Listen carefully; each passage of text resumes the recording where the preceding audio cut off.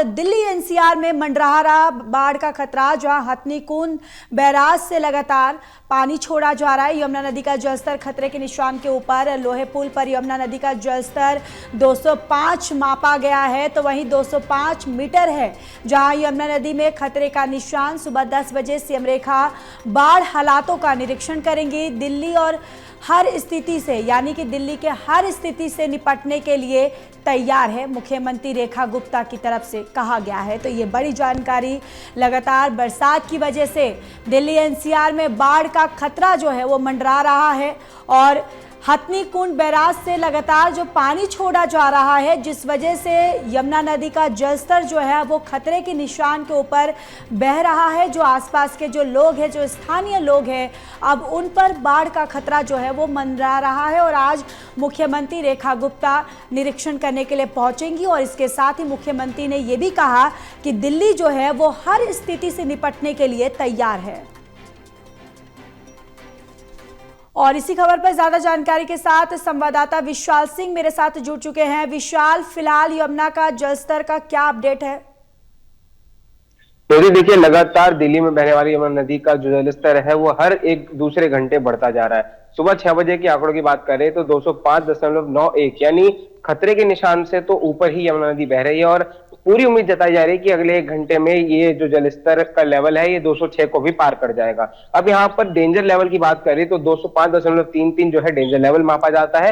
Warning level जो है वो 204.5 और नॉर्मल लेवल 203, यानी नॉर्मल से तो काफी ऊपर यमुना नदी बह ही रही है। लेकिन यहाँ पर खतरे वाली बात यह है, अगर यमुना नदी का पानी जो है 208 के करीब पहुंचता है, जो कि HFL यानी हाई फ्लड लेवल मापा जाता है, उस दौरान काफी ज्यादा स्थिति गंभीर हो जाएगी और निचले इलाकों में खासतौर पर लोगों को परेशानियां हो सकती हैं। इसलिए कल सीएम रेखा गुप्ता ने भी यमुना नदी का निरीक्षण किया था। कई अलग अलग घाटों पर वो गई थी, जहां पर उन्होंने दावा किया कि दिल्ली जो है, दिल्ली सरकार इस बार बाढ़ की हर स्थिति से निपटने के लिए पूरी तरह से तैयार है। और जो पहले जो स्थिति हुआ करती थी यानी 2 साल पहले, वो स्थिति दोबारा हम रिपीट नहीं होने देंगे, ऐसा सरकार का बड़ा दावा है। लेकिन आज जिस तरह से लगातार यमुना नदी का पानी दोबारा से बढ़ रहा है और हथनीकुंड बैराज से 18 जो उनके गेट होते हैं बैराज के, वो सभी गेट खोल दिए गए, जिस वजह से काफी ज्यादा फ्लो में पानी यहाँ पर आ रहा है। और आज भी सीएम रेखा गुप्ता 10 बजे उसी पुराने लोहे वाले पुल के पास पहुंचने वाली है, जहां पर वो ये पुराने लोहे पुल के पास जो यमुना के जो बाढ़ के हालात हैं उनका निरीक्षण करेंगी। क्योंकि डेंजर लेवल तो क्रॉस कर ही चुका है पानी, लेकिन अब जिस तरह से लगातार हर दूसरे घंटे पानी बढ़ रहा है,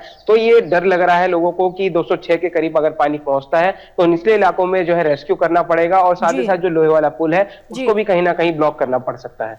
जी बिल्कुल विशाल, देखिए जिस तरीके से आप जानकारी दे रहे हैं कि कल भी मुख्यमंत्री रेखा गुप्ता यमुना नदी का जलस्तर का निरीक्षण करने के लिए पहुंची थी और आज भी वो पहुंचने वाली हैं। और जिस तरीके से उन्होंने ये भी आश्वासन दिया है कि जो दिल्ली है वो हर स्थिति से निपटने के लिए तैयार है, यानी कि आज विशाल अगर जाती हैं तो किस तरीके का वहां पर आश्वासन लोगों को देती हैं, इसको लेकर क्या कुछ अपडेट है? क्योंकि जो आसपास के लोग हैं वो काफी परेशान है या काफी एक डर के माहौल में है।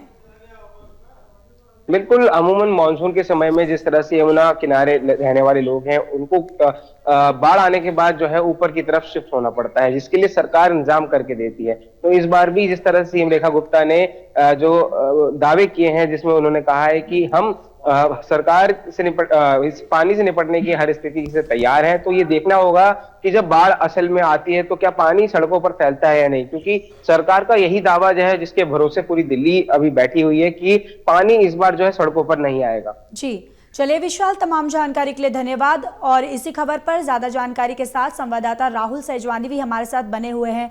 राहुल, मौसम को लेकर क्या कुछ अपडेट है? जो पहाड़ी क्षेत्रों में बरसात तो हो रही है, लेकिन अगर मैदानी इलाकों की बात करें तो मैदानी इलाकों पर जो है बरसात का फिलहाल जो है अभी कोई जो बरसात जो है वो फिलहाल नहीं दिखाई दे रही है। ऐसे में एक राहत बड़ी खबर तो ये भी है कि हथनीकुंड बैराज से जो लगातार पानी जो है डाइवर्ट जो हुआ था, उसमें भी अब जो है पानी में कमी जो है साफ तौर पर देखने को मिल रही है। कल की अगर पूरे दिन की अपडेट की बात करूं तो 70,000, 60,000, 50,000 क्यूसेक पानी जो है वो हर घंटे जो है वो नापा गया है। ऐसे में मिनी फ्लड तब घोषित होता है जब हथनीकुंड बैराज से 1 लाख क्यूसेक पानी जो है यहाँ से छोड़ा जाता है या इससे ज्यादा छोड़ा जाता है। तो ऐसे में अब जो फ्लड वाली सिचुएशन जो थी, वो जो एक बार पैनिक सिचुएशन क्रिएट हुआ था, वो भी हम नॉर्मल कंडीशंस के अंदर जो है वो वापस लौटी है, क्योंकि पहाड़ी क्षेत्रों में भी जो बरसात है वो फिलहाल थमी है। ऐसे में अब जो मैदानी इलाके हैं, अब उन पर भी इसका असर, बरसात का असर और जो ये फ्लड सिचुएशन जो बनी थी उस पर थोड़ी सी कमी जो है वो साफ तौर पर देखने को मिली है।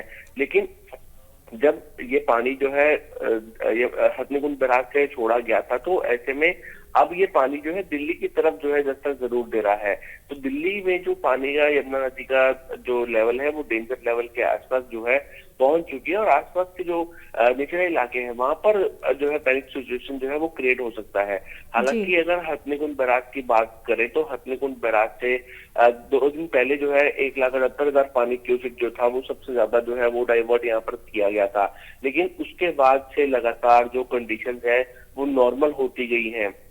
अब जो है लगातार 50,000 क्यूसेक जो है वो बीच यमुना में छोड़ा जा रहा है, और उसके बाद वेस्टर्न और ईस्टर्न कैनाल जो है, जो गाइडलाइंस है सरकार की, तो उस पे भी जो है पानी यहाँ पर जो है डाइवर्ट किया जा रहा है। तो करने का अगर बात करें तो नॉर्मल कंडीशन जो है वो हथनीकुंड बैराज से फिलहाल बनती हुई नजर आ रही है।